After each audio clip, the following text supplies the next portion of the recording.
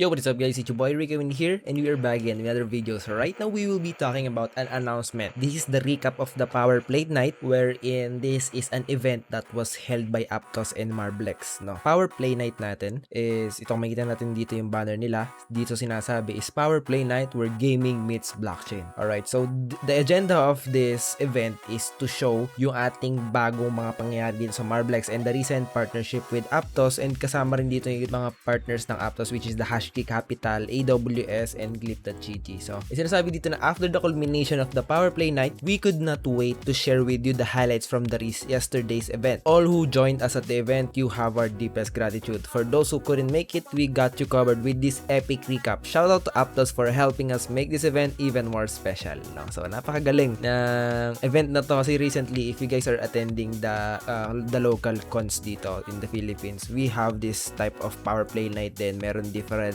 games and ecosystem that are having their own webinars, events here in the Philippines. So make sure that you guys check it out. And so far, wala pa tayo sa Marblex here in the Philippines. So I'm really looking forward for one soon enough. No? So what was revealed at the Power Play Night? So key announcement natin dito is the tokenomics optimization phase 3 wherein Stella Fantasy unveils our new game title. So ang keynote speech session natin is Stella Fantasy, CoinMuseMe, and Mythic Protocol. So Stella Fantasy guys is a RPG game, no? So if you guys played games na from MiHoYo, ayan, so ganun yung type ng game na to. And so far, it's a open world game din, no? So check nyo na lang yung site nila, pero ito gagawan din natin siya ng video about this. Actually, this Stella Fantasy was released, pero ang nangyari kasi dito Stella Fantasy nila is nagkaroon na sila ng integration with Marblex and Web3. So if you guys don't know, Stella Fantasy is currently at the BSC market, no? So may din dito yung floor price ng mga NFT nila is around 0.3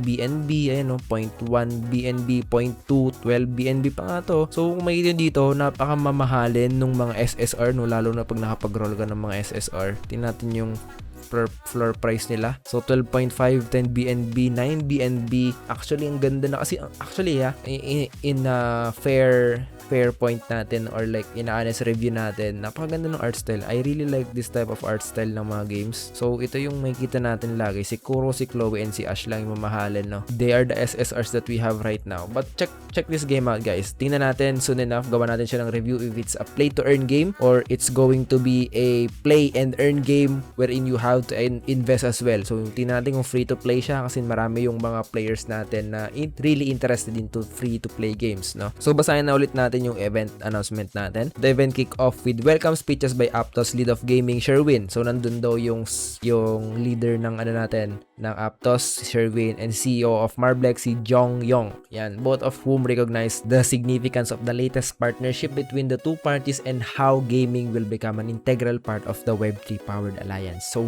Web3 powered alliance, guys, alam naman natin na napakatagal na ng Aptos, no? Marblex, bago pa lang yan. And now they were able to form an alliance into the Web3 gaming scene, which is a great alliance na mangyayari dito sa ating Web3 gaming scene. Pero hindi pa siya masyadong napapakita sa buong mundo kasi nga hindi pa tayo tapos sa ating Marblex universe, yung warp natin. No, actually, even though na-release na yung warp natin, hindi pa tayo fully unlocked kasi hindi pa tayo nasa BSC chain, hindi pa tayo listed yung tokens natin sa Marblex. So, medyo may kulang pa tayo right now, no? But soon enough, it will be released, no? A massive crowd flooded the venue in order to participate in the side event. We were able to spend some quality time networking with our co-host Aptos and countless other blockchain enthusiasts from around the world. So kagaya nga nasabi ko, it's a convention, like a convention or private private event lang siya for the Aptos teams and people who are very interested in the Web3 blockchain, especially in gaming. The venue included the demo area where participants could experience Ni no Kuni, MetaWorld, Stella Fantasy, and Riftstorm. So Riftstorm, I haven't heard of this Riftstorm yet, so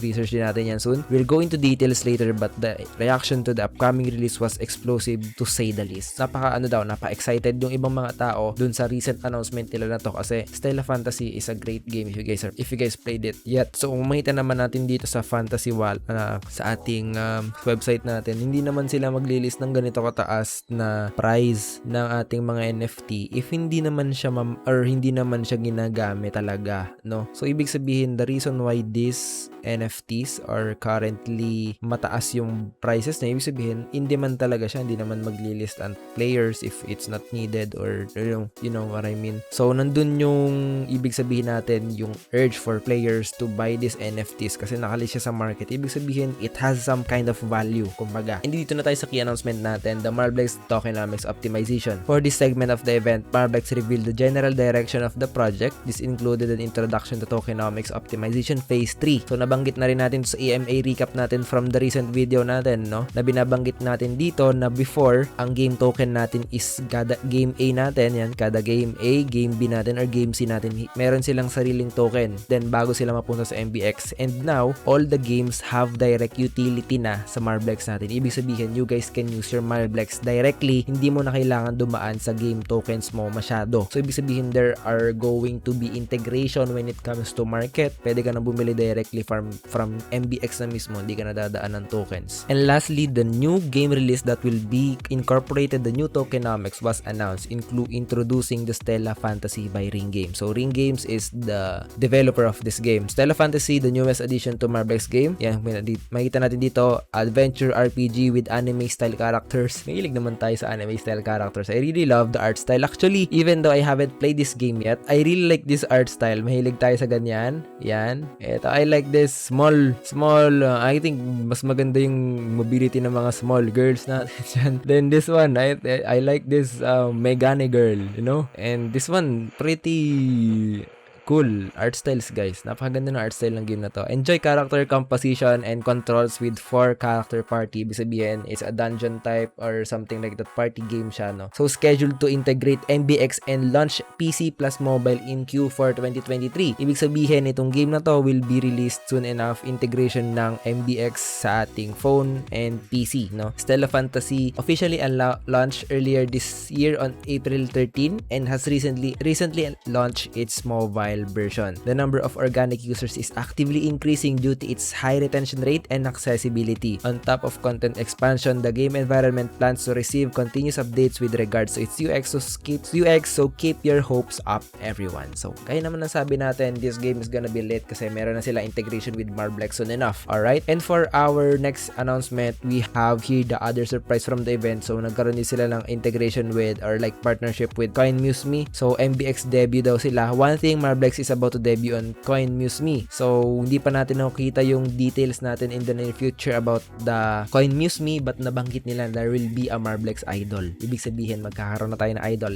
It's going to be the mascot for Marblex. So, makita natin for sure, it's going to be color purple and blue. Parang blue-purple gradient yung kulay niya for sure. No? So, soon enough, we will be having more information about that. And basically, that's all. Thank you guys for watching this video and I hope that you guys learned something. And if you guys have any questions, just comment down below, okay? See you guys on the next video. Bye!